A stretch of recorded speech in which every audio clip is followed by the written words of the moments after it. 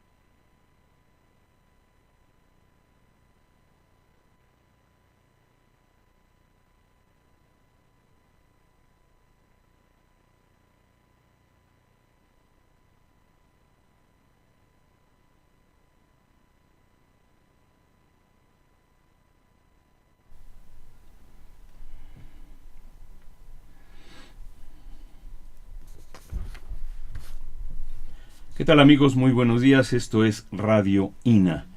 Un servidor, Juan Stack, les da la más cordial bienvenida a una emisión más de Somos Nuestra Memoria. La Secretaría de Educación Pública y Conaculta, a través del Instituto Nacional de Antropología e Historia, los invitan a acompañarnos en la emisión de este programa, en el que nos acompaña el doctor Diego Pulido Esteva. Diego, bienvenido a estos micrófonos. Gracias por estar aquí. Muchas gracias por la invitación. Y con él vamos a platicar de un tema pues poco frecuente en estos micrófonos, que es sobre la autoridad policial en la Ciudad de México a principios del siglo XX. En general vamos a hablar sobre la seguridad pública, pero específicamente en ese periodo que nos ocupa, con el periodo formativo de la policía contemporánea o moderna, si la podemos llamar así. Pero antes de iniciar la conversación, permítanme leer algunos datos biográficos de Diego Pulido Esteva, quien es licenciado en Historia por la Facultad de Filosofía y Letras de la Universidad Nacional Autónoma de México. Es maestro en Historia Moderna y Contemporánea por el Instituto Mora y doctor en Historia por el Colegio de México. Desde el año 2012 se desempeña como investigador en la Dirección de Estudios Históricos de nuestro Instituto Nacional de Antropología e Historia y es miembro del Sistema Nacional de Investigadores, el SNI. Sus principales líneas de investigación son, escuchen bien, la historia sociocultural de la embriaguez y la historia de las prácticas policiales en la Ciudad de México de la segunda mitad del siglo XIX a la primera mitad del siglo XX. Líneas sobre las cuales ha publicado artículos, capítulos de libro y de reciente aparición, hay que presumirlo, el libro que lleva por título A su salud, sociabilidades, libaciones y prácticas populares en la Ciudad de México a principios del siglo XX. Distinciones, el premio Layou en el Colegio de México y mención honorífica del premio Salvador Azuela en el Instituto Nacional de Estudios Históricos de las Revoluciones de México, que así se llama ahora. Antes era solo de la Revolución Mexicana, ahora es de todas las revoluciones de México. Pero en fin, Diego Pulido Esteva, desde que llegaste te digo Esteva. Para entrar en materia, digamos, ¿se puede definir la función del Estado mexicano respecto a brindar la seguridad pública a una sociedad en general, a los habitantes de la capital? ¿Cómo podemos definir este concepto de seguridad pública? No, desde luego esta pregunta que haces incita a una reflexión profunda. En primer lugar, pensar si vamos a hablar de seguridad pública como función del Estado, tendríamos que hablar de Estado también. Y de cambios, digamos, en la administración o en una suerte de centralización del mando y en una atribución de buscar o velar por la seguridad y el orden de los ciudadanos, ¿no? O de la población, porque también ciudadano es un concepto más bien de la política más moderna, ¿verdad?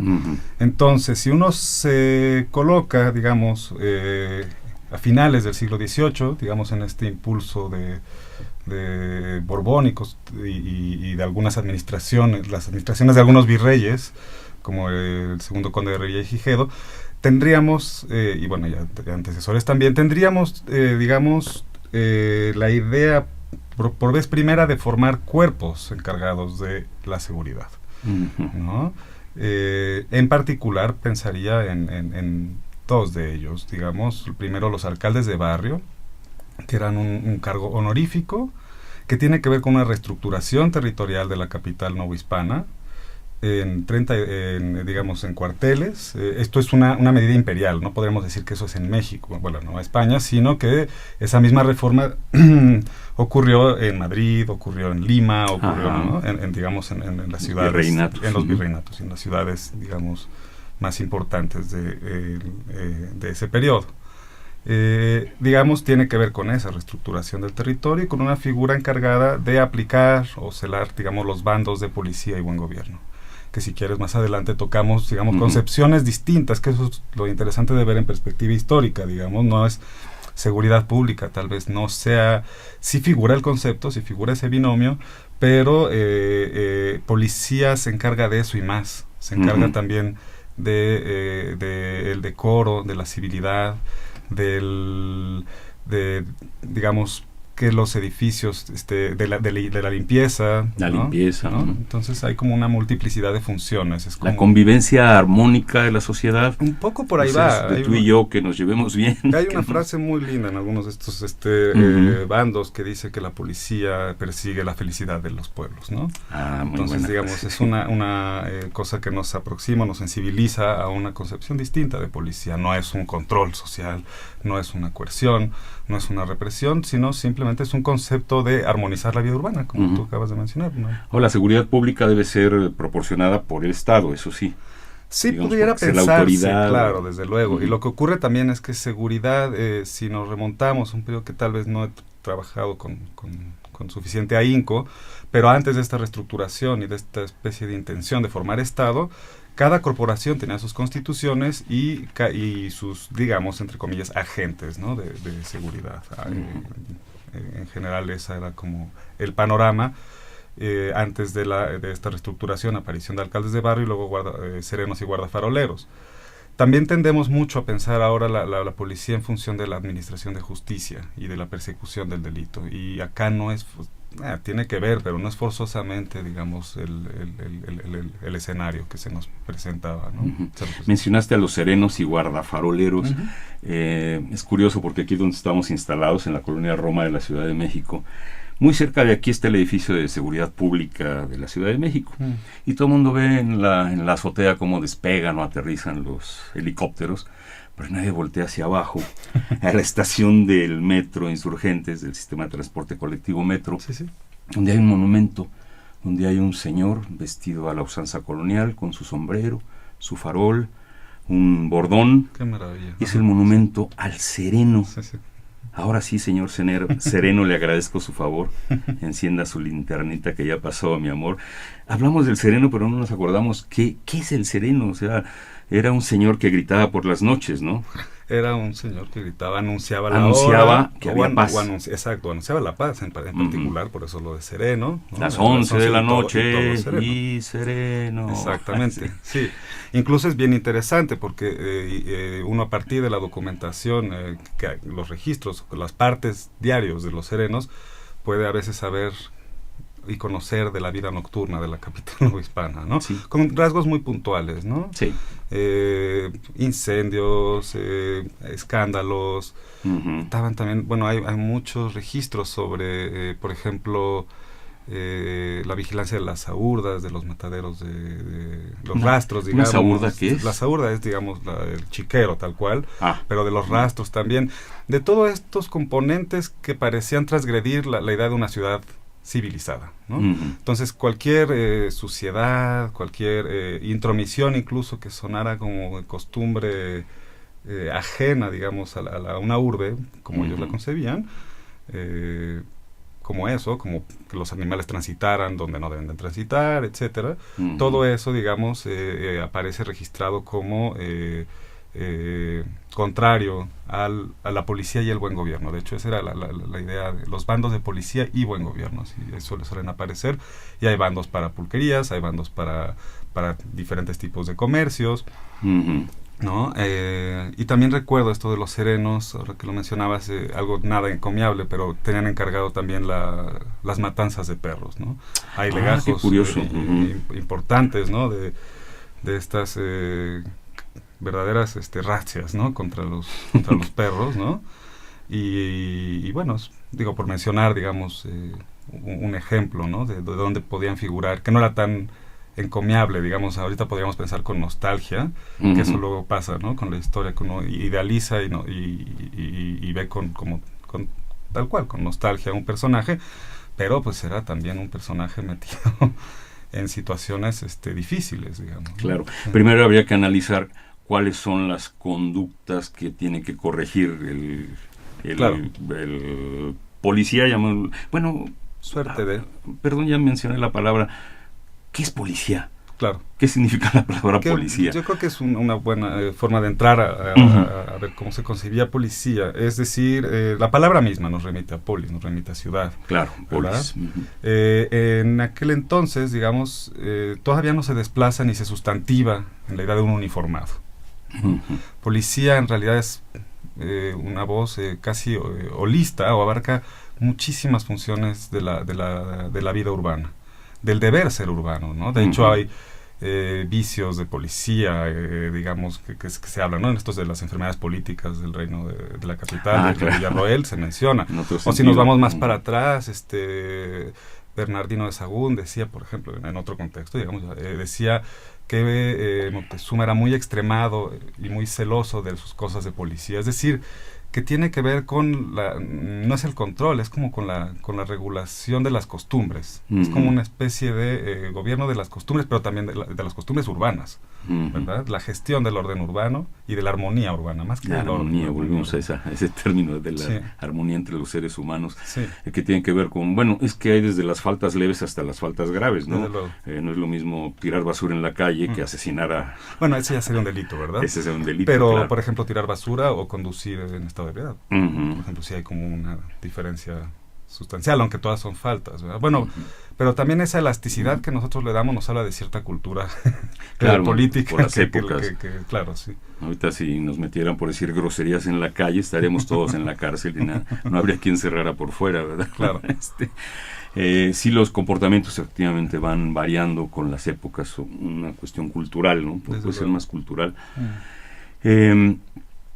De los policías, los por cierto, gendarme también se les dice, ahora recientemente en la Ciudad de México, en el país, en la República Mexicana, se recuperó el nombre de gendarme, de gendarmería, que era algo ya poco usual.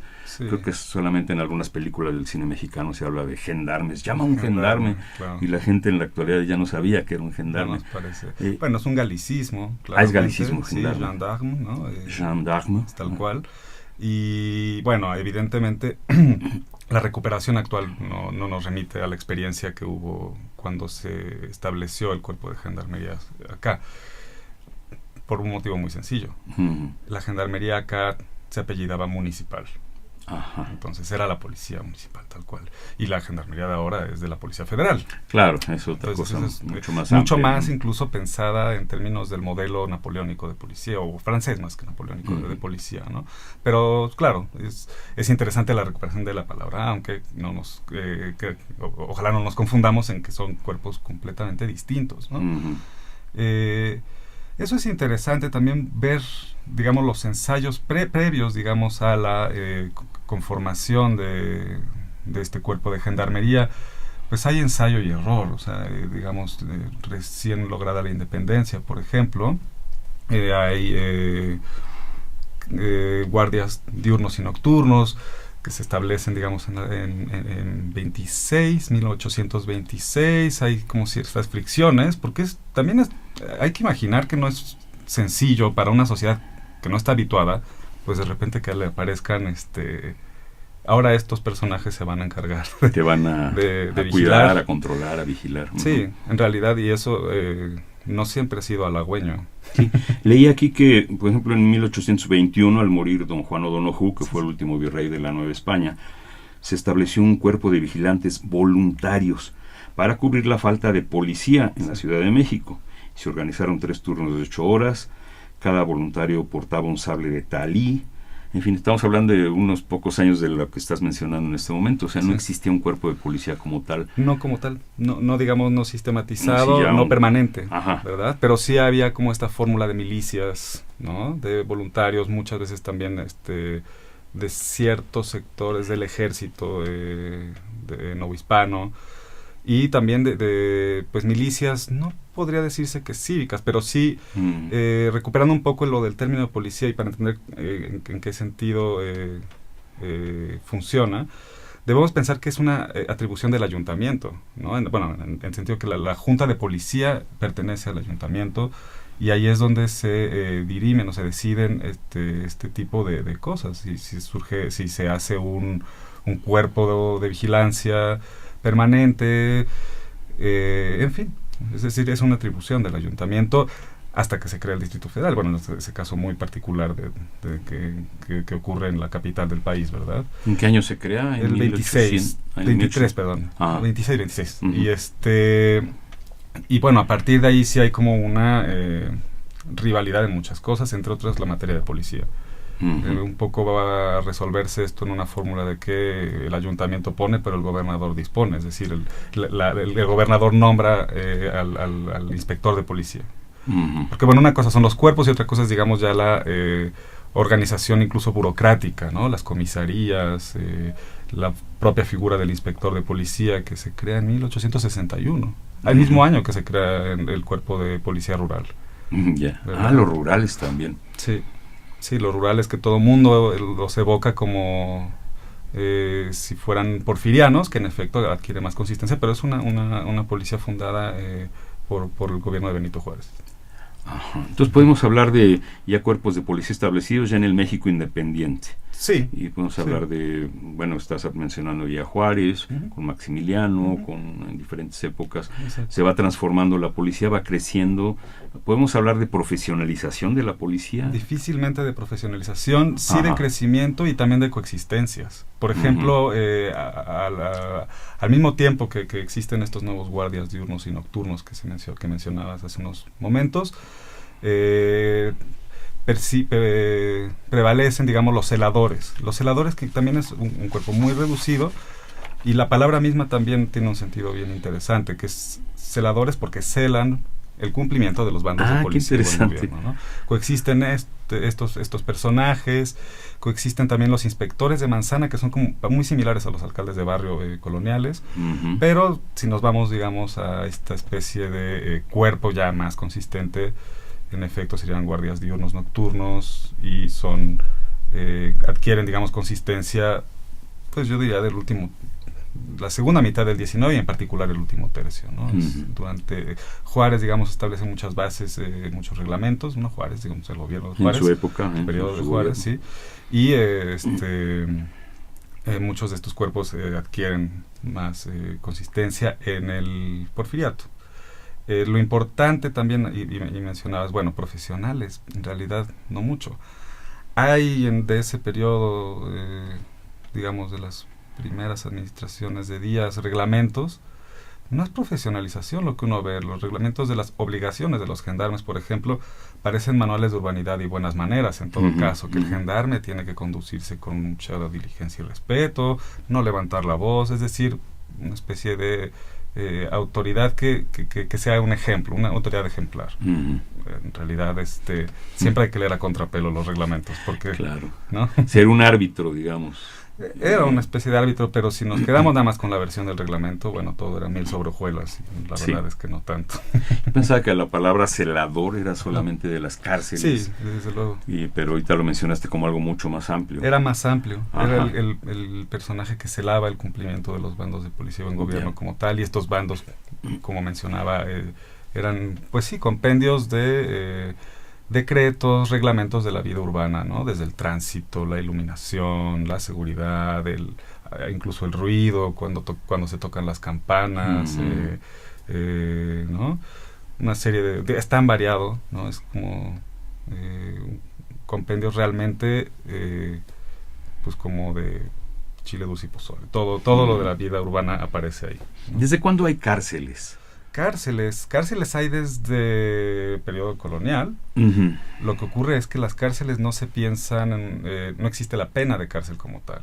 La cárcel es un lugar donde se detiene al sospechoso, al acusado, mientras se le hacen las diligencias.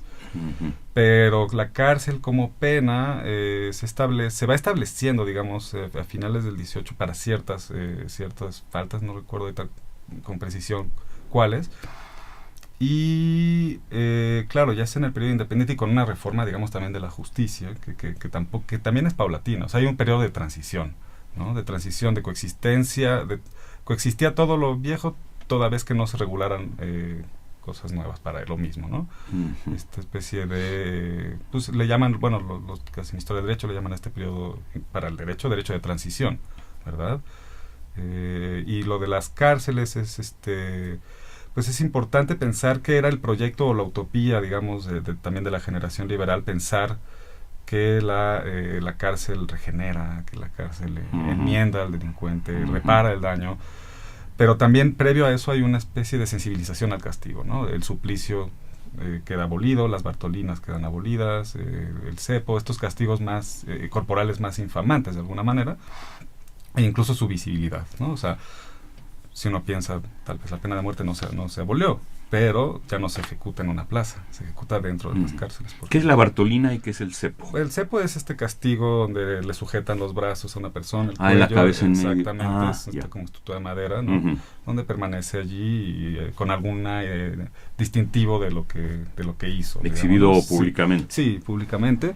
Bartolina es un calabozo donde la gente está encadenada, ¿no? Recordemos que la cárcel, pues también es una palabra que habría que precisar un poco más, pero se inscribe, digamos, en esta idea del sistema. Cuando ya pensamos en un sistema penitenciario, la cárcel no es para encadenar, no, la cárcel es para que la gente ahí supuestamente trabaje. Hay modelos, por ejemplo, hay unos de confinamiento solitario o silencioso, que son los modelos Auburn y Filadelfia, ¿no? Respectivamente. Y en realidad lo que nos lleva, o lo que supone esto, es la idea de que el individuo puede corregirse, ¿verdad? Y que la pena de cárcel, la pena de cárcel es la solución.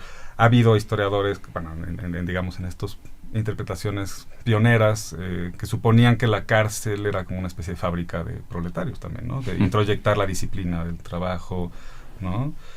La verdad es que las experiencias son más contingentes, ¿no? Los proyectos de control nunca se materializan ni se concretan porque no se aplican en blando, tienen limitaciones presupuestales, digamos, incluso en términos de edificaciones, ¿no? Las cárceles muchas veces habían sido edificios antiguos, acondicionados. Claro, acondicionados.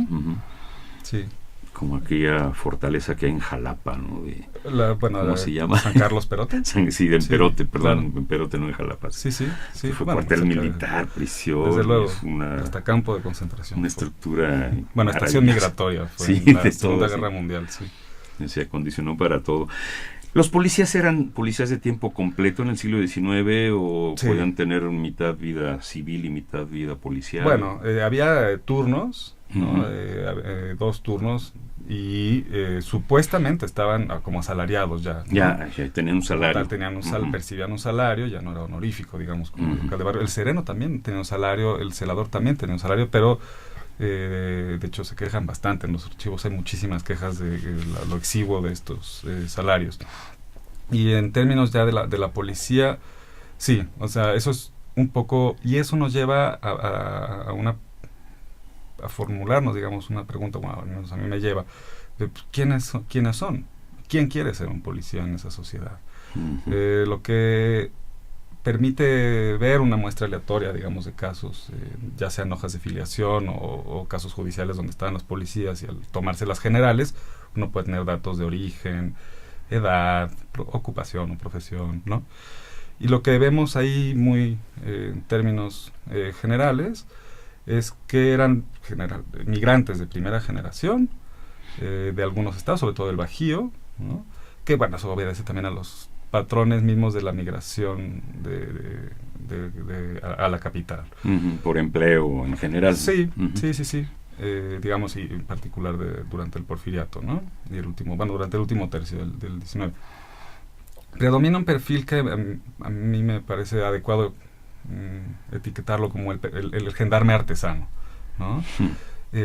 Zapateros, carpinteros, alfareros, gente que tiene un oficio, pero pues que se ve que por azares y también pues porque peor es nada, necesidad, claro. Exacto, por necesidad ingresan a la policía, donde en realidad lo que hacían era firmar un contrato o enganche por 2 años, se les descontaban supongamos que si ganaban $1 diario, se les descontaban 25 centavos diarios para la caja de ahorros y préstamos de la policía, que era una especie de organización, de caja de ahorros, tal cual, para los gastos de entierro, préstamos, ¿no? Jubilaciones, ¿no? Hay muchísimas quejas en torno a eso de la caja, pero volviendo un poco a este perfil policial, pues básicamente es eso. Bueno, es masculino por antonomasia, ¿no? También, importante decirlo, sí. Y si uno ve esa gran fotografía, pues más o menos así estaban, ¿no?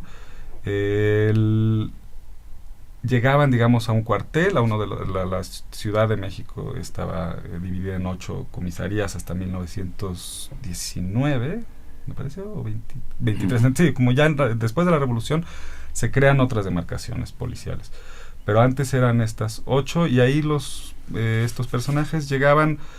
Lo usual era que llegaran al cuartel y tan pronto tenían la solvencia para rentar un cuartito, pues se salían y ya no estaban como en el cuartel, pero sí seguían trabajando como policías, ¿no? Nada más que no es un modelo, digamos, es un modelo que está entre la policía de proximidad, digamos, que sería como el alcalde de barrio, que finalmente es un vecino, y la policía, digamos, ya institucionalizada. Todavía coqueteando entre los dos lados, ¿no? Porque sí, digamos, sí está inscrito, bueno, está obviamente en el institucional, en forma, pero hay como mucha integración y también rispidez con el tejido social al barrio, por ejemplo, ¿no? No sé, y eso se ve ya a ras de suelo en las prácticas, en dinámicas de extorsión-beneficio, que si es cuate de este comerciante y entonces le hacen la vida imposible al competidor, claro, ¿no? Que le levantan más multas. Multas ficticias. Multas ficticias. Pero reales. Dicen, exactamente. Multas ficticias, dice alguno de los documentos, claro, que por ahí se mencionan. Hay un detalle que me llama la atención, es basado en aquel dicho que dice que el hábito no hace al monje. Yo creo que en el caso de la policía el hábito sí hace al monje. Uno ve un ser humano, tú y yo estamos aquí, nos vemos normales, por decirlo así, sí. Pero si yo me he visto de policía, ya tengo una presencia, una autoridad, como que estoy en otro estrato. ¿Se sabe algo de los uniformes? ¿Desde cuándo se hizo un uniforme? Sí, básicamente desde los primeros ensayos pretenden, digamos, usar uniforme. Los únicos que no van a usar uniformes son la policía reservada, que viste de paisano, como se dice. De paisano, sí. Y lo del uniforme es visibilizar la autoridad, tal cual. Lo mencionaste, ¿no? O sea, el uniforme es tal cual visibilizar la autoridad y pensar que la policía de alguna manera es una especie de burocracia callejera, ¿no? Es como la cara más visible del Estado y de alguna manera ubicua en las ciudades, ¿no? Tal vez. Y creo que por ahí va. O sea, un poco también lo del uniforme, que también eso es muy curioso. O sea, el uniforme, parte del uniforme a veces tenían que pagarlo ellos. O sea, dependía un poco. Ahí había teóricamente se les da uno al año, por ejemplo, ¿no? Depende del periodo. Pero pues luego, claro, están reclamando que si, pues, ¿cómo van a darse a respetar, ¿no? Si Claro, está todo sí, raído, ¿no? Claro. Si no funciona, digamos, esta parte de hacer visible la autoridad y respetable, pues evidentemente se refleja también en los documentos cuando reclaman, ¿no? La respetabilidad. Sí, claro. Que además, bueno, eso también es una cuestión bien interesante, ¿no? O sea, están estos dos umbrales entre el respeto y el desacato, ¿no? Uh-huh. Pero, pues, en realidad lo importante aquí no es pensar solamente en el policía, sino en la interacción policía-sociedad. Claro. Bien, amigos, les recordamos que estamos aquí en Radio INA, estamos en Somos Nuestra Memoria, en una conversación con el doctor Diego Pulido Esteva, hablando sobre el tema de la seguridad, ¿cómo titulamos exactamente? Autoridad policial en la Ciudad de México a principios del siglo XX, antecedentes. Estamos transmitiendo desde la Colonia Roma de la Ciudad de México para todo el planeta a través de www.radio.ina.gov.mx y seguimos esta conversación sobre la seguridad pública con el doctor Diego Pulido, que resulta bastante insólita porque son temas de los que nunca hablamos. La relación sociedad-policía, eso es algo que creo que nos interesa mucho desde entonces y hasta la fecha. ¿Cómo era visto el policía entonces como una persona? Ahorita antes de hacer este corte hablábamos de la respetabilidad. ¿Al policía se le teme, se le respeta, se confía en él? ¿Cuál sería la idea del, valga la redundancia, el policía ideal? Es interesante, o sea, yo creo que ahí la única estrategia para sustentarlo históricamente, porque hay que también imaginarse en qué fuentes vamos a ver esa relación policía-sociedad y cómo medir las percepciones sociales, ¿no? No hay si nos registros. Vamos primero como hay que tener imaginación, digamos, para leer los registros. Leer, claro. Pero, o ver también, porque, digamos, buena parte de eso es a partir de la caricatura y de la prensa satírica, etcétera, ¿no? Que ahorita llegamos un poco a eso. Sí. Pero por un lado hay que pensar en ese policía de papel, ¿no? Que definen los reglamentos, el cual se conducía con urbanidad y con las maneras más finas, ¿no? Pero ese es el policía de papel. Luego está, digamos, una especie de perfil como tal en la práctica de, que lo vemos en los documentos sobre todo judiciales, ¿no? De un policía que es un artesano que llegó a policía a falta de otro trabajo, y algunos van a hacer carrera y trayectoria policial, pero muy pocos. Y luego está la otra parte, que es la relación como tal de la sociedad, ¿no? Que está un poco entre eso, entre experimentar protección, obedezco porque me protegen, o desacato porque transgreden los límites, ¿no? También hay como un deseo de autonomía, ¿no? Yo creo que es normal que la gente quiera de pronto tomar cierta distancia de la autoridad. Y lo interesante aquí es ver que la representación del policía suele ser bastante mal, pero también vulnerada, digamos, a partir de la sátira. Recuerdo caricaturas donde aparece, digamos, un policía todo enclenque, con la macana en el suelo, empujando a alguien ya corpulento, un gordito, digamos, de una cantina y forcejeando, ¿no?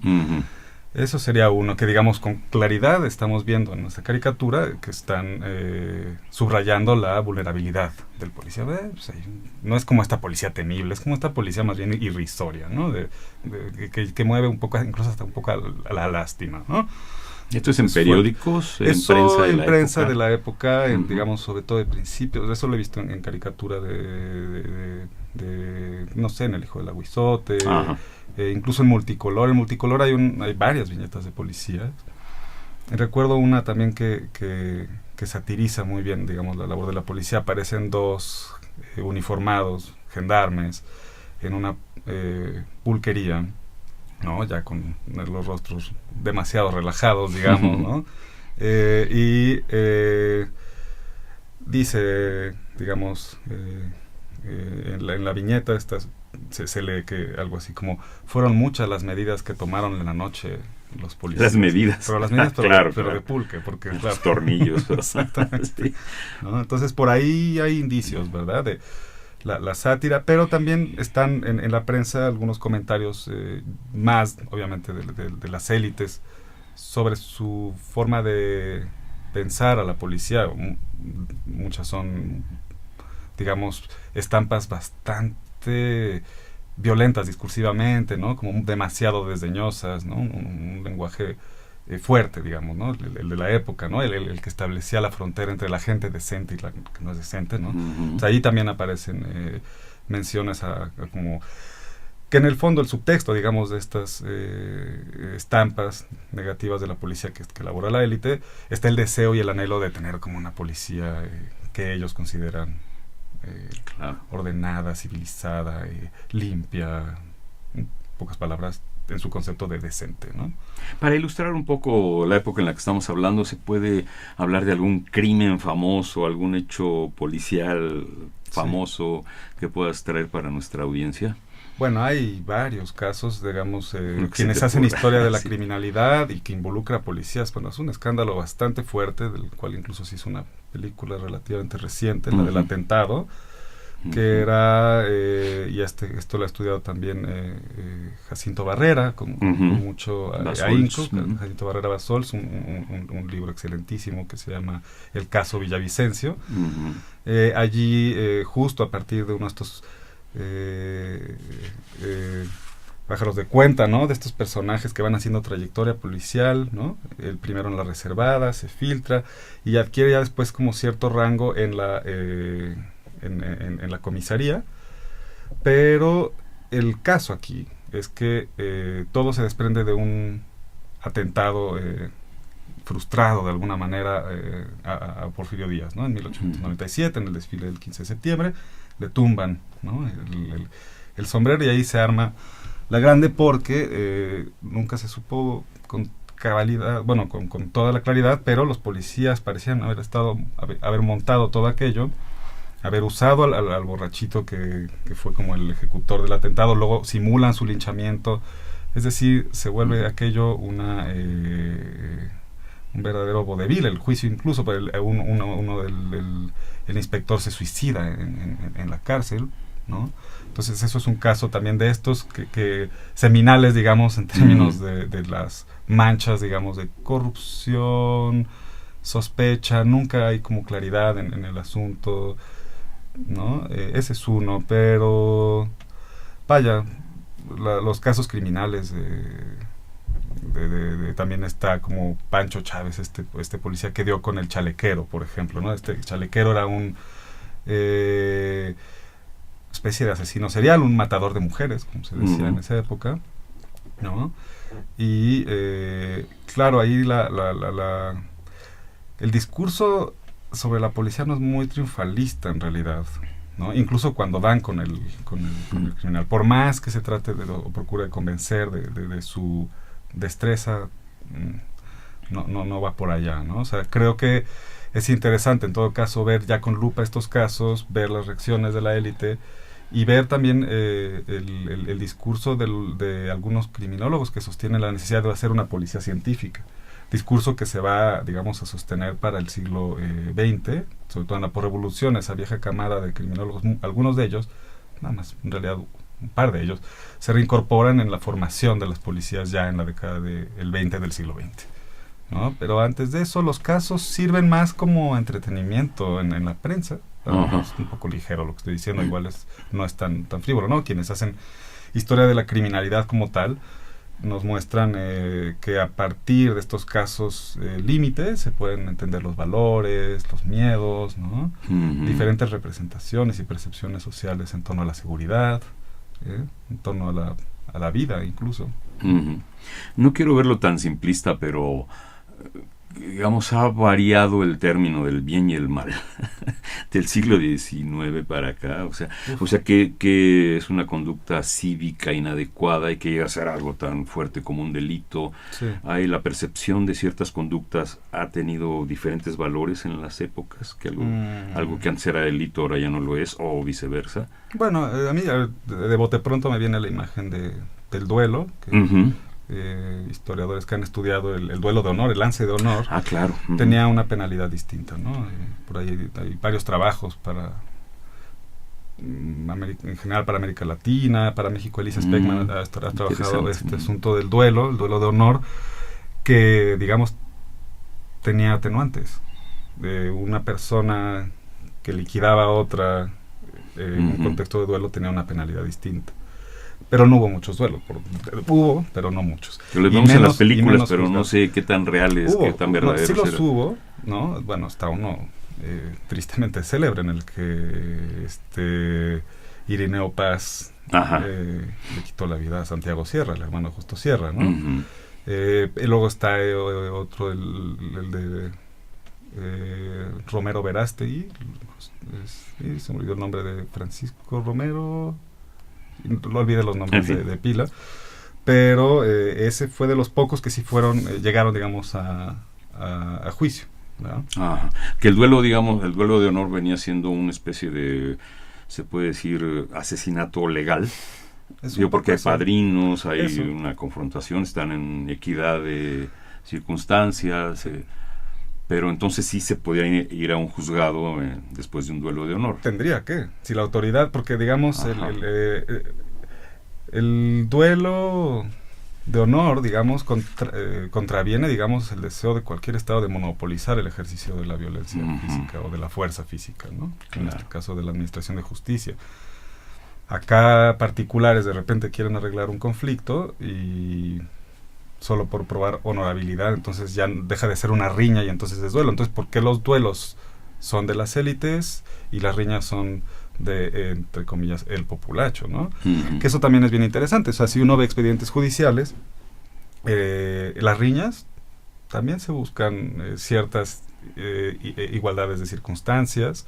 Digamos, las riñas, vamos a poner un ejemplo, en una pulquería, en una cantina hay un disgusto, pero por una especie del código, aunque no esté escrito, aunque no haya un código que... No, más bien, no está escrito el código, pero hay un ritual, digamos, sobre cómo se dirime ese conflicto, salen a la calle y más o menos en igualdad de circunstancias se golpean, ¿no? No todas las riñas son así, hay también unas que son de un gandallismo tremendo. Sí, claro. Pero el asunto aquí es que en efecto no solo cambian temporalmente los conceptos, no sé si de bien y mal, pero este asunto de tener como penalidades distintas para acciones que son básicamente iguales, ¿no? Quitarle la vida a una persona o simplemente herirla, no solo cambian temporalmente, sino que en una misma sociedad coexisten varias formas de entender eso, ¿no? Por ejemplo, ¿el embriaguez es un delito, una falta administrativa? ¿Es grave o es sencillita? Claro. La embriaguez, por ejemplo. La embriaguez es una falta administrativa toda vez que conlleve escándalo. Si no solo no es una falta administrativa, sino que es un atenuante e incluso un exculpante de responsabilidad, porque en la legislación liberal se apuesta mucho por el libre albedrío. El delito es un acto voluntario, contrario a lo que limita la ley. Voluntario, sí. Entonces, si el indiciado, si el culpable, digamos, bueno, el sospechoso, cometió, o el individuo cometió un acto en estado de embriaguez, podía aducir que estaba que no estaba en sus 5. Exacto. ¿No? Entonces, claro, eso decía la ley, pero a la hora de ver los peritajes, etcétera, y de ver juicios reales, casi nunca yo nunca encontré un caso en el que se exculpara al indiciado, ¿no? Lo cierto es que declaraban, pues no me acuerdo porque estaba completamente ebrio, ¿no? Y ese no me acuerdo también tiene un sentido, o diga así, un sentido, una especie de estrategia para suspender el interrogatorio y no inculpar a terceros, tal vez, en estos códigos que tal vez no entendemos tan bien, pero que culturalmente nos muestran diferencias y reticencias a sujetarse, digamos, a los dispositivos judiciales de la época, y no creo que tampoco cambie tanto eso temporalmente, ¿no? Son especies de resistencias, ¿no? Es por ahí como la parte penal de la embriaguez va por ahí, ¿no? Que es paradójico, ¿no? O sea, por un lado sí se considera una especie de transgresión, y por el otro en ciertas circunstancias podías culpar al individuo, ¿no? Podía ser irresponsable o inimputable penalmente. En medio estaba también los atenuantes. Hay que aclararlo, solamente se concedía esto si se probaba que era como la primera vez, ¿no? Que no fuera consuetudinario, y que no fuera consuetudinario y que no fuera consuetudinario, claro, y que no supiera que iba a cometer tales desmanes en ese estado. Es un poco extraño, ¿no? Sí, puede ser atenuante, puede ser agravante, ¿verdad? Eso. Oye, el caso pues la pregunta obligada, el oficio, el llamado, el oficio más antiguo del mundo, el comercio sexual, la prostitución siempre ha sido castigada, penada, limitada, acotada. ¿Es delito, es infracción, no lo es? Híjole, la prostitución es un tema así tan complejo. Tan complejo. Pero ha habido un registro de cuándo ha sido tolerada, cuándo ha sido castigada. Claro, yo solamente ahí podría, digamos, no es algo que he investigado directamente, pero sí, digamos, está en los temas que con los que muchas veces coincido, digamos, en coloquios, etcétera. Y lo que he logrado, digamos, entender es que hay un modelo regulacionista, es decir, que la prostitución es legal y que digamos, prevalece hasta la posrevolución, hasta el cardenismo, de hecho, ¿verdad? A partir de ahí empieza el otro modelo que es el prohibicionista. El regulacionista pues tenía obviamente la obligatoriedad de las mujeres que se dedicaban a ello a inspeccionarse en el Hospital Morelos, me parece que era. Había un registro, ¿verdad? Un registro no solo individual, sino también de las casas de asignación, que así se llamaban los prostíbulos, que también para eso había clases sociales, había como 3 tipos de casas de asignación. Y entonces ese sería como, digamos, en términos bien generales, el modelo regulacionista. Y el modelo pues prohibicionista, lo que supone entonces es también la clandestinidad, ¿no? Digamos, lleva a temas bien complejos que yo creo que ameritarían, digamos, toda una como discusión, ¿no? Ya. Sí. ¿Hay algún registro de los nombres o los apodos, o los términos en los que el populacho, la gente común, se refiere a los policías? ¿Qué nombre se les ha dado a los policías a lo largo de todas estas épocas? Okay. Es bien interesante ver cómo hay continuidades en muchos, como, ¿no? Incluso que no podemos datar, ¿no? Pero así como claramente desde el porfiriato ya hay, digamos, todo un argot para referir al policía, ¿no? El cuico. El que viene un poco, creo que del náhuatl, que es como el que canta, ¿no? El tecolote. El cuicatl, sí, es canto. Exacto.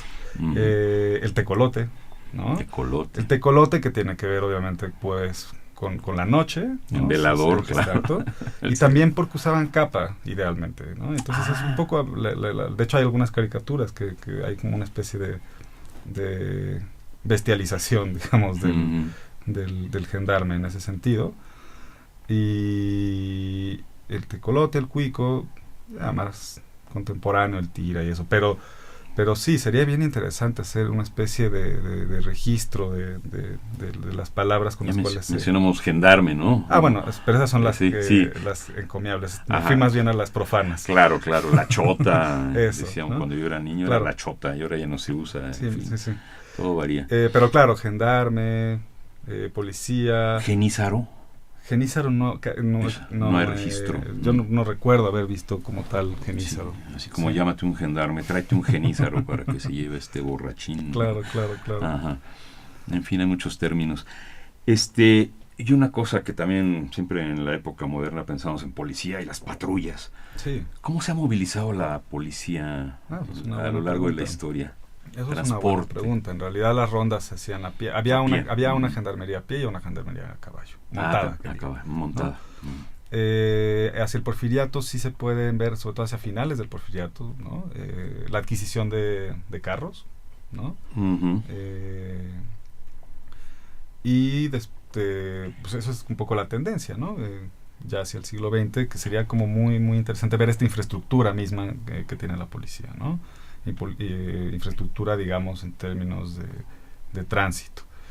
Pero lo elemental eran las rondas, ¿no? Las rondas a pie, ¿no? Las rondas, si acaso, a caballo. Pero O no había vehículos así como, por ejemplo, en la época de Juárez, o para hacer racias, para cosas de tensiones multitudinarias, no, ese tipo no, de transporte, no. No, yo no de como, eso ya, si acaso, es como hacia finales de los 20. Ahora, mencionaste racias, que sí que las hay, ¿no? Sobre todo en la década del 20, digamos, sí, se habla de racias contra rateros, ¿no? El ratero como ese ser... un estereotipo. Sí, como un estereotipo, ¿no? Como, digamos, es una etiqueta para ese transgresor menudo pero masivo, ¿no? Se habla de plagas de ratero, ¿no? Por ahí hay muchos trabajos, entre otros de Pablo Picato, ¿no? Que menciona como la invención del ratero como esta etiqueta para incluso fundar una dinámica policial fincada en la sospecha, ¿no? A ese lo aprenden y se lo llevan a las Islas Marías porque es ratero conocido, ¿no? Ratero conocido, ¿no? Entonces, pero no hay, obviamente, eso está ya como estamos en una dinámica contraria completamente incluso a lo que podrían dictar las leyes, ¿no? Sobre todo procesales, ¿no? O sea, acá de pronto lo de las Islas Marías llega a haber un momento en que la población sentenciada es mínima, predominan los que le llaman reos de gobierno, que van ahí un poco a discreción de la autoridad política, ¿no? Ya pensando también en cuando se habla de rateros y en la década del 20 también, no quiere decir que antes no hubiera, pero los sistemas de cuotas se hacen más sofisticados también, ¿no? Toda esta sistematización de un orden contrario a lo previsto por los reglamentos, ¿no?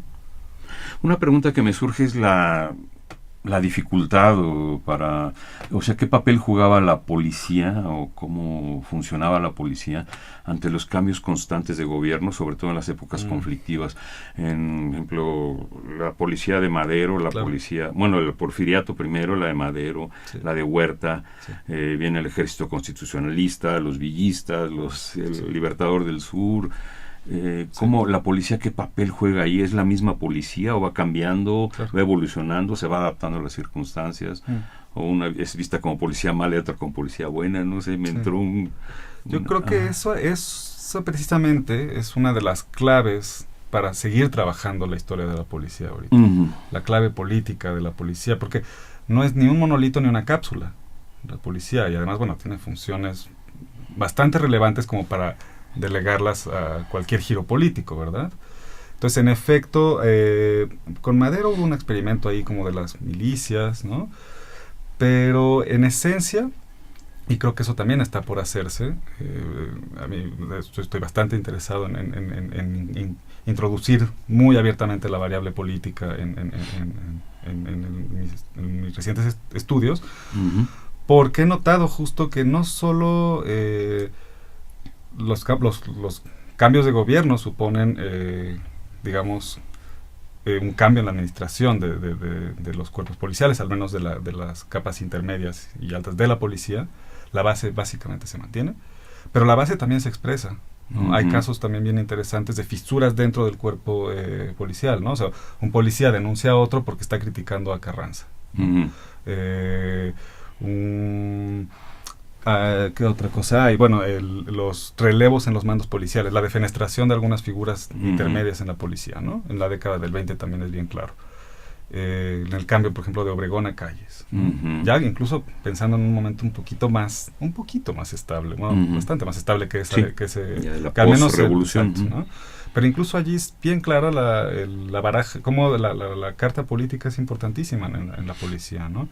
Hay una defenestración ahí de Quintana y Meneses, que de hecho ya se habla como de la sociedad Quintana, Meneses Quintana, porque tenían acciones del toreo, tenían sistematizados a la banda de los pañuelitos, algo así se llamaba, que eran como unos rateros menos que les pagaban cuotas, y supuestamente tenían ya sistematizado un sistema ahí de cuotas, ¿no? Que desde el gendarme de crucero hasta el secretario Orteguita o algo así se llamaba, llegaba ahí una especie de negocio alterno y a la sombra, digamos, de la policía, ¿no? Entonces, y volviendo también a los pronunciamientos, digamos, de los policías en contra del gobierno con el cual no simpatizan, también recuerdo uno que era en pleno huertismo, lo habían separado de su cargo porque otro agente lo había escuchado hablando con un carnicero y señalaba que pues que Huerta finalmente como usurpador había digamos ensuciado, digamos, pues no dice la dignidad, pero sí como que ya la pertenencia al cuerpo policíaco ya no le parecía tan encomiable. Claro, lo denuncian, lo separan del cargo, y así hay como varios. Ahorita igual estoy olvidando algunos, pero creo que sí es importante recuperar esa lectura más política, tanto a nivel de los policías como a nivel del nombramiento, digamos, de estos funcionarios. Porque no cambian gobiernos y cambian las administraciones, digamos, intermedias. A veces no. También hay unas críticas durante el gobierno de Carranza, porque mantiene que no era un inspector, era un comisario que había, digamos, prevalecido desde la época de Díaz. Que, digamos, en la última parte del porfiriato, de hecho, el inspector había sido Félix Díaz, ni más ni menos, ¿no? Entonces, digamos que no es un asunto para nada neutral en esa lectura más política. Sí, pienso en la escena trágica, la prisión en Santiago Tlatelolco, está Lecumberri, la policía ahí, me hago un ladito mejor, me permanezco neutral o tiene que estar del lado de quien recibe órdenes. Bueno, la policía siempre sí recibe órdenes, muy no de los golpistas, pero en realidad la policía es muy débil en términos militares, es muy débil. Claro. O sea, aquí no tenemos que pensar en una policía, o en todo caso habría que hacer una relectura y ver con lupa en qué momentos, ¿no? O sea, igual en la escena trágica, ver cómo funcionó con mucha más detalle, ¿no? Los testimonios que hay no muestran que la policía fuese como un cuerpo decisivo, digamos, en eso, y sí se mantiene un poquito más al margen de las, digamos, de las partes conflictivas, ¿no? Sí. Pero las otras funciones policiales las mantiene. En realidad también lo que padece es pues, de lo que padece el resto de la sociedad. O sea, en momentos de crisis, carestía, desabasto, lo padece, pero también a veces ahí se activan estas lógicas de extorsión que son precisamente las que sugieren que las percepciones sociales de la policía, o las que hacen comprensibles que sean tan malas las percepciones sociales de la policía, ¿no? Mencionaste los gendarmes de crucero. ¿Desde cuándo hay policía de tránsito? La policía de tránsito se establece, no me acuerdo si en la década en 23 o un poquito antes. Y es moderno, ya siglo XX. Digamos, sí, ya. Aunque no, sí había, digamos, la función de vigilar el tránsito existía asignada a los otros, ¿no? Yo pienso en carretas, calesas, carros. Claro, o los inicios de los carros, ¿no? De los coches con motor. Ya tiene que ver también, con ¿no? eso. Sí, claro. Exacto, habrá que esperar al desarrollo también de eso, pero la policía de tránsito, que también es algo que falta, digamos, por estudiar con mucho detalle. Por ahí hay como unas investigaciones que igual pueden dar luz al respecto, pero al momento no todo hay un cuadro completo, ¿no? Que mucho de esto también es eso, ¿no? Que es como una historiografía incipiente. Claro, ya se va especializando, ¿no? Como ahora ya hay policía turística, policía femenil, policía diplomática, claro. Hay patrullas especiales para las embajadas. No, desde luego. En la actualidad no hay una especialización ya muy... Eso. Nos queda ya muy poco tiempo y tenemos un montón de preguntas en el tintero. ¿Qué tema te gustaría abordar antes de cerrar que no hayamos tocado durante la conversación? Porque nos hemos ido por unos links, como se dice ahora, sí. Muy diversos. No, lamento, creo que un poco es mi responsabilidad porque de repente no soy muy ordenado. No, yo soy el que supuestamente debo ser muy ordenado.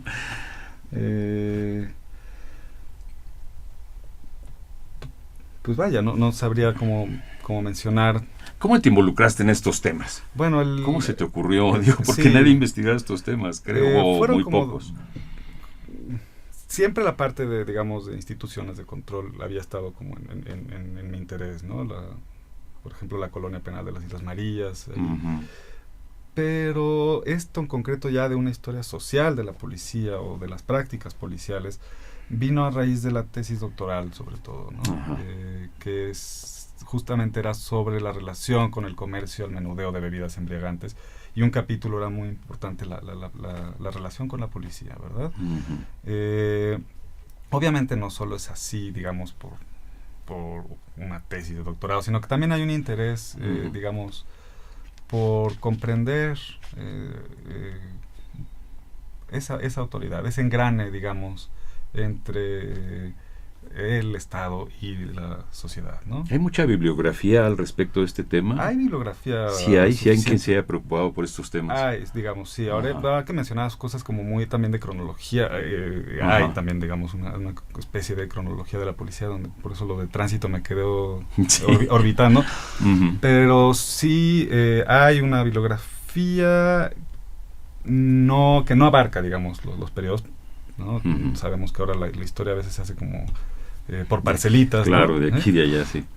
Mi interés sí es hacer como una mirada de conjunto, al menos que del 19 a la primera década del 20, que nos dé cuenta de esta policía. Pero tampoco es tanta la bibliografía, no hay artículos, hay tesis y algunos libros, estudios de caso, ¿no? Hay más sobre criminalística, eso sí, tipo, ¿no? De casos famosos, sí. Asesinos seriales, claro, o sea, o de los casos famosos, como Goyo Cárdenas, Tigre de Santa Julia, sí. En fin, podemos mencionar muchos. Desde luego.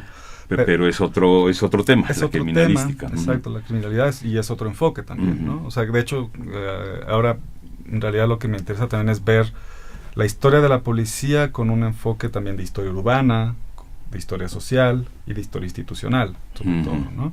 Creo que esos tres ejes, ¿no? Nos pueden...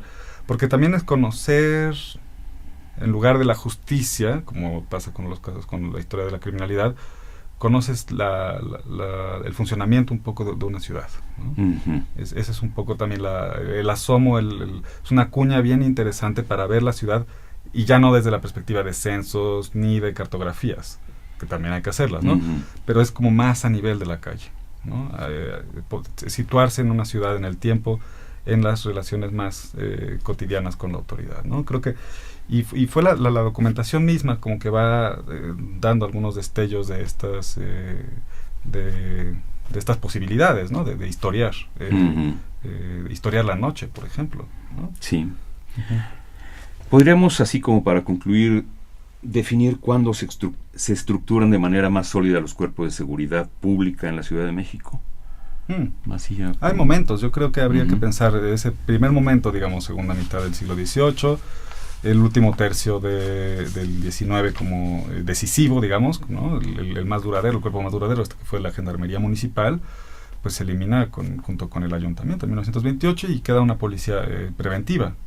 Básicamente son los tres momentos a nivel institucional. Mencionaste la reservada, ¿es como la investigación de ahora? La reservada sería como las comisiones de seguridad. ¿La secreta? Sí, como una policía secreta. Secreta. Pero en realidad no, secreta suena como si hiciera espionaje político, y aquí era más bien como iba de civil, y entonces se esperaba 5 minutos después de que cerrara la pulquería y pasaba a comprar un pulque, y ahí levantaba la infracción. Los cachaba, sí, los cachaba. Tendía una trampa, tal cual. De todos los tipos de policía que ha habido. Sí, ¿no? pero esas, digamos, eran los cuerpos policiales, digamos, relacionados con la gendarmería, eran a pie, montada, la policía reservada y los bomberos. Los bomberos, no los mencionamos. Sí, los bomberos que en realidad también... Los bomberos la seguridad pública. No, desde luego, vaya que sí. Con seguridad pública, pero sí van por otro derrotero, creo, ¿no? Incluso en percepciones sociales, y van bastante más, están bastante desvinculados en términos de percepción social de la policía, ¿no? O sea, muy bien, pues con esto concluimos. Muchas gracias, doctor Diego Pulido Esteva, por esta conversación bastante sui generis, o sea, de su propio género, como el nombre en latín lo dice. Gracias por esta conversación sobre la seguridad pública. En general, hablamos, pues también estaba acotada en el siglo XX al principio, pero no, hablamos mucho más amplio. Muchas gracias. No, pues gracias a ti, Juan. Y luego nos vemos por aquí o nos escuchamos. Desde luego. Así, desde la conducción, un servidor, Juan Stack, a nombre de Radio INA, da por terminada esta emisión, que fue posible gracias a la generosa participación de Diego Pulido Esteva, con el que platicamos sobre seguridad pública. Le recordamos a nuestros escuchas que les sugerimos consultar más de nuestra producción a través de www.radio.ina.gov.mx. Agradecemos el apoyo de Pedro Francisco Sánchez Nava y Luis Alberto López Guario. Fue una realización de la Dirección de Medios de Comunicación a través de la Subdirección de Radio a cargo de Gabriela Marentes, en la producción Evanibaldo Morales y en los controles técnicos Javier Cortés. Hasta la próxima.